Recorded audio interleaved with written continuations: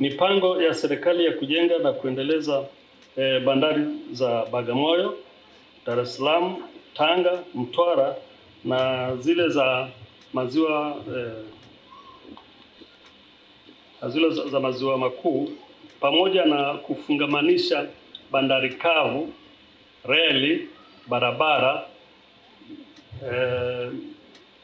na anga, itachochea ukuaji wa biashara katika sekta hii na hivyo kuvutia ajira mpya kwa vijana walio na sifa za kuajiriwa kama hawa wanaomaliza masomo yao leo. Hatua ya chuo cha bandari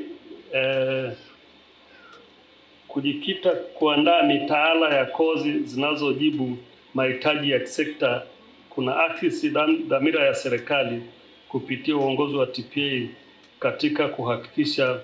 kuwa chuo kinaendelea kusimamia misingi ya kuanzishwa kwake